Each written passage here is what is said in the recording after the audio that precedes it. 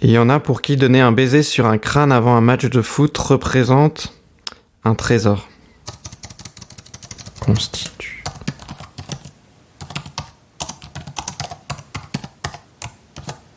Il y en a pour qui donner un baiser sur un crâne avant un match de foot constitue un trésor. Il y en a pour qui conserver un trèfle à 4 feuilles dans les pages d'un carnet constitue un trésor. Il y en a pour qui serrer fort une vieille peluche dans le noir constitue un trésor. Il y en a pour qui décorer sa maison de muguet quand les beaux jours reviennent constitue un trésor. Il y en a pour qui garder un sextoy au fond de son sac constitue un trésor. Il y en a pour qui s'adresser à quelqu'un dans le silence constitue un trésor. Il y en a pour qui porter une croix au bout d'un collier, une pierre, un éléphant, un talisman, une photo, répéter une phrase, marcher dans cette direction, mettre ce vêtement, regarder les étoiles, les couchers, les levées de soleil, un horizon constitue un trésor. Pour ma mère, Angèle, il s'agissait juste de dessiner des coccinelles. Et tout irait pour le mieux. Pour elle et pour les autres. 2019, une sonnerie dans la nuit. La détective observe.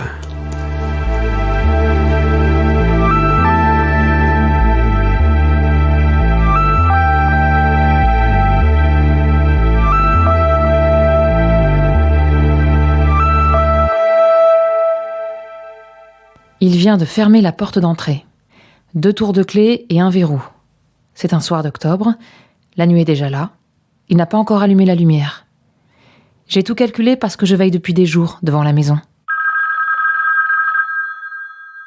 Il est là et il ne peut plus bouger. Non, parce que je suis en train d'appeler. On n'entend que ça, la sonnerie du téléphone, celle de son fixe, qui ne fonctionne presque jamais. Faut voir l'état de l'appareil et la poussière dessus, autour. Il y a encore des batteries, suffisamment pour que j'aie le temps de lui dire ce que j'ai à dire. Je traite les vols, les meurtres, les escroqueries, les adultères, les violences au même niveau que les abandons. Je me suis invitée chez lui à une occasion.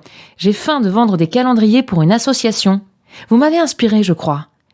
J'étais mal habillée, j'avais soif. Il m'a fait entrer.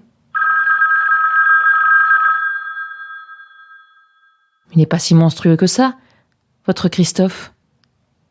Non, regardez-le maintenant. Il vacille, comme la flamme d'une bougie, sue abondamment, sa pend de ses aisselles imbibe son costume, et ça sentirait presque jusqu'ici la cire de cette appréhension sur ses vêtements et dans ses yeux. Il les a bleu pétrole, comme votre fils.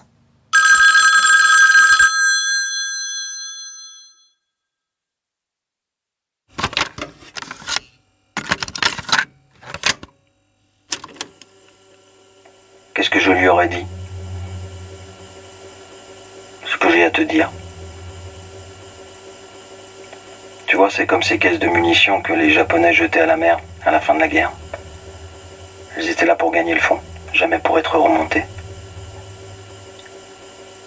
Est-ce que je savais, moi, que dans l'une de ces caisses, quelqu'un frappait des poings et voulait sortir? Au début, c'était juste... Oui. Je me lance là-dedans, mais... Jouer. C'était ça, jouer. Je n'avais pas d'autre ambition et j'étais terrifié. Un jour, quelqu'un m'a dit « ça sert à rien d'avoir peur parce que tout ce dont on a peur se réalise ». J'aurais dû y penser. Au lieu de ça, j'ai écouté ma peur qui n'était au fond qu'un désir et à partir de là... Je pourrais commencer par l'homme que je suis, sans tricher, les principes que je me suis toujours donnés. Je pourrais commencer par cet homme que vous auriez aimé rencontrer. Mon pseudo, Christ62. Par rapport à mon prénom, Christophe, et 1962, mon année de naissance. Elle a cliqué dessus immédiatement. C'est ce qu'elle m'a confié par la suite. Une femme très affable, très généreuse. Trop. 2002, Angèle.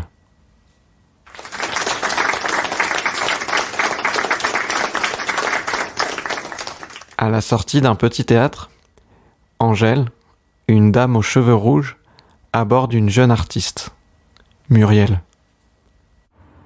Attendez! Bravo. Merci. Muriel ne sait pas trop quoi penser de cette femme étrange, un peu bohème et trop souriante. Merci de vous être déplacé pour voir le spectacle. C'était un plaisir. Sincèrement. J'ai ri. Ça m'a touchée. Il y a beaucoup d'inventions. Puis votre maladresse est attachante.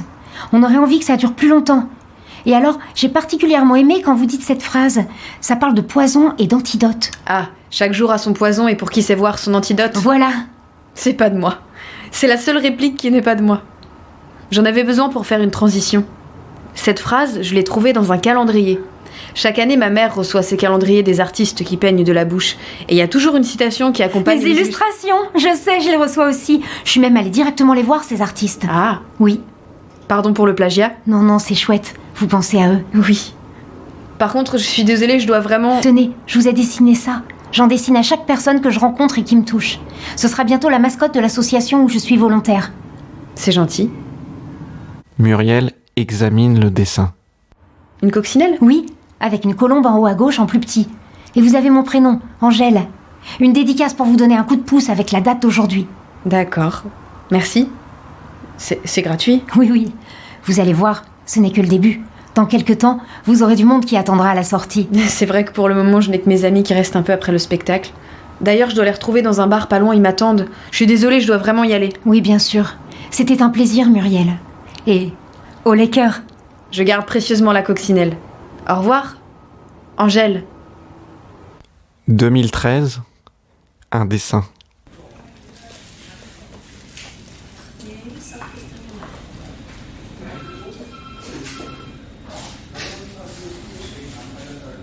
Je voudrais breveter ce motif.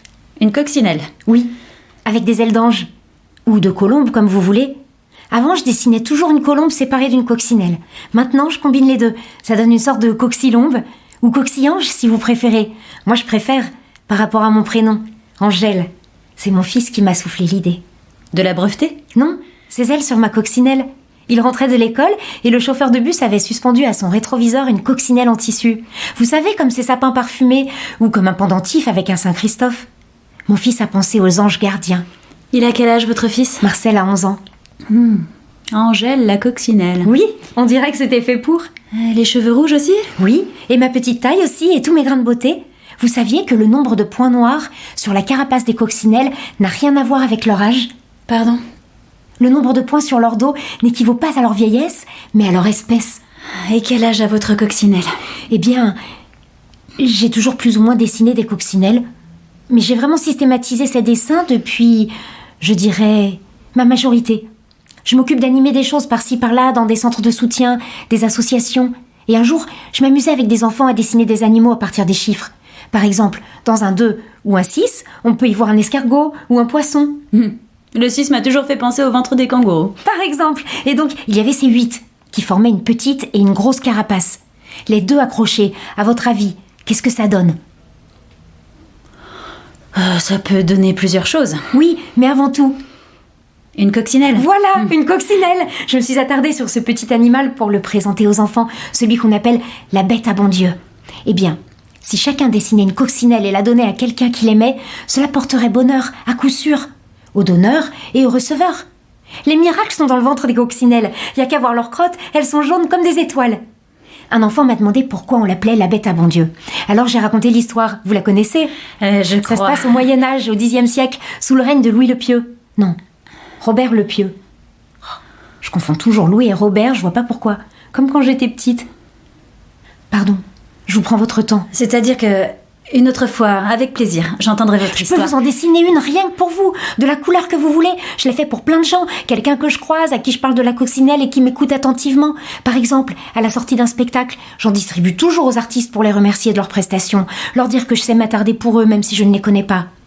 À part les proches, si peu de gens restent à la fin d'un spectacle pour échanger, c'est triste. C'est très important ce qu'ils nous transmettent. Tenez, j'ai participé à une grande campagne pour SOS Quart Monde. Je tenais une ardoise avec une citation, une phrase qui m'avait plu et que j'avais trouvée dans un calendrier. J'avais dessiné une coccinelle avec ces ailes-là, juste en bas de la citation, comme une signature. Je peux vous montrer la photo. J'ai aussi été dans des émissions pour parler de la coccinelle. D'abord, j'ai fait partie du public et après je suis intervenue sur le plateau. Ça dépendait des sujets. Dernièrement, j'ai été invitée à la radio. C'était une émission qui parlait de la pauvreté en France et comment on fait pour trouver des stratégies pour économiser. Parce que c'est vrai que la coccinelle avec mon RSA, ça demande des stratégies pour mon fils et moi. Donc voilà, il y avait cette émission. Vous voyez là mon fils, il lui avait mis un casque audio. Au début, c'était pas simple pour lui de rester en face du micro. Mais après, il s'est habitué. Il tournait la tête au journaliste pour répondre et on perdait ce qu'il disait. Mais il dit des choses bien, mon fils. Par exemple, la nuit, avant d'éteindre la lumière, il est là, allongé dans son lit. Puis il se tourne instinctivement de l'autre côté de la porte et alors il me dit « C'est pas parce que je te tourne le dos que je t'aime pas. » C'est beau quand même, non? Oui, c'est... Vous avez des enfants? Si c'est le cas, je peux vous dessiner autant de coccinelles que vous avez d'enfants. Et j'ai plusieurs supports pour ça. Papier carbone, craft, crépon et toutes les couleurs que vous voulez. C'est simplement une petite joie comme ça qui se pose sur vous et qui vous donne un coup de pouce. Je n'ai pas d'enfant. J'aimerais bien, mais je n'ai pas d'enfant. Alors demandez-le à la coccinelle. À bien des égards, elle peut faire quelque chose. Et je me dis, si ça marche sur des sacs, des t-shirts, des colliers, des draps, des rideaux, on pourrait même écrire des histoires sur Angèle la coccinelle. Oh, et un jeu vidéo, des pluches, je sais, des magnettes. Oui. S'il vous plaît, c'est important. Il me faut cet argent. C'est pour mon fils. Je dois le sortir de là. 2002, la première impression.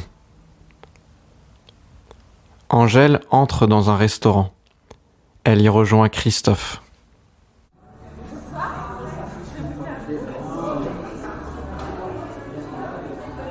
Bonjour.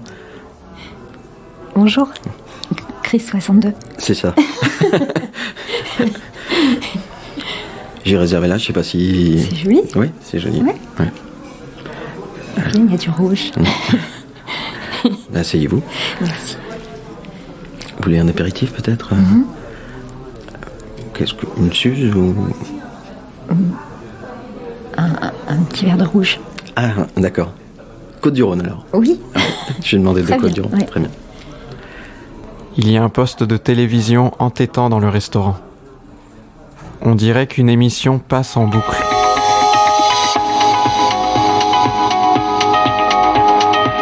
Faut-il se méfier de la première impression? Est-ce que c'est vraiment la bonne? Pour y répondre, allons au cœur de ce sujet. Ça fait seulement 2 minutes que vous l'avez rencontré. Cet inconnu vous attire comme un aimant ou vous rend distant. À chaque nouvelle rencontre, vous êtes passé au rayon X des impressions. La première impression, bonne ou mauvaise, sera décisive. Tout se jouerait au niveau du visage. Notre cerveau est rapide. En 1/10 de seconde, il porte un jugement positif ou négatif sur un visage. Le cerveau serait coupable de délit de faciès. Selon plusieurs études, il jugerait de la viabilité d'un visage en fonction des ressemblances avec des personnes déjà rencontrées. Une fois la première impression posée, difficile d'en changer. Mais elle pourrait être un piège redoutable. La relation, bonne ou mauvaise, va se construire sur un château de cartes fragile et biaisé. Les spécialistes ont identifié plusieurs effets pervers. Tout d'abord, ils parlent de désirabilité sociale. Pour faire une vraie première bonne impression, l'autre modifie sa personnalité. C'est totalement inconscient. Pour être apprécié, nous nous adaptons à notre interlocuteur. Puis, l'effet de halo va agir comme un miroir grossissant la première impression. Nous allons créditer l'autre de défauts ou de qualités qu'il n'a pas forcément. Mis sur un piédestal ou au pilori, il est idéalisé ou diabolisé. Pour les spécialistes, la première impression est donc dangereuse. Bonne, elle nous mettrait sur des rails qui pourraient nous faire foncer droit dans le mur. Mauvaise, elle ferait des raccourcis péjoratifs et injustifiés. Mais ce qui est sûr, c'est qu'elle est inconsciente et ne laisse pas de seconde chance. Alors, la première impression, est-elle vraiment la bonne ?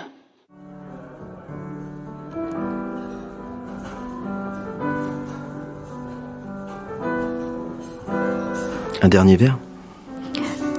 Oui, pourquoi pas?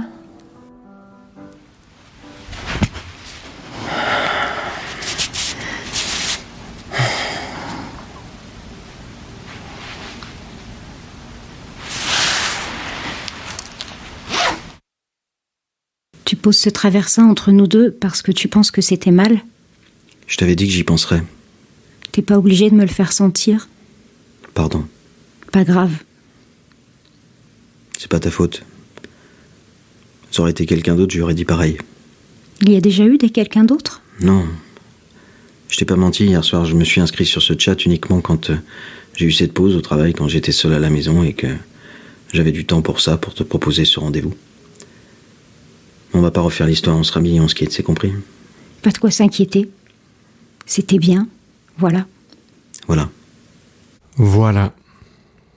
Ce qui fait du mal à tout le monde, quand on a souhaité de mal à personne, ne plus pouvoir revenir en arrière.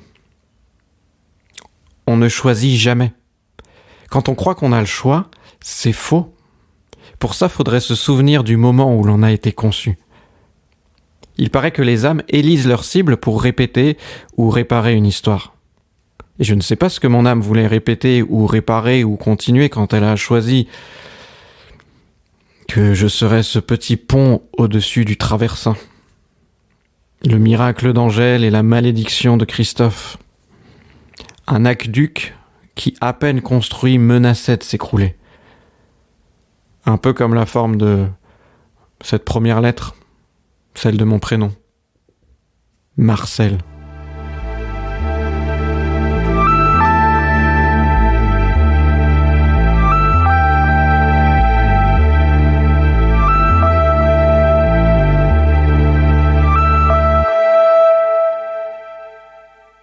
Ce que j'aimerais savoir, c'est si avant l'acte, Angèle en avait discuté avec Christophe. Il y avait un risque, un très gros risque, puisqu'elle venait de faire cette opération. En théorie, elle n'était plus empêchée. Angèle est encore trop évasive à ce sujet.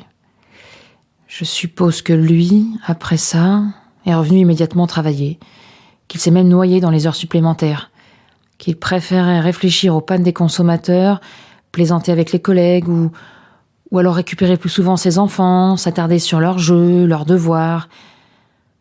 En bonne compagnie, le temps est un allié qui tasse tout et ne fâche plus personne.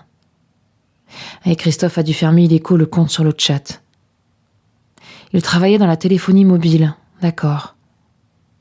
Ou bien il a complètement changé de boulot. Quand il a su, il a peut-être obtenu une mutation. En tout cas, il a dû aimer sa femme plus que de raison à partir de sa bêtise. Se cramponnant à elle comme un enfant qui a peur du noir, comme un enfant qui découvre ce que c'est que de dormir chez quelqu'un d'autre pour la première fois. Il n'a pas prévu ses draps, cette odeur et ces meubles qu'il regarde, la nuit qui a la forme d'un loup qui crie.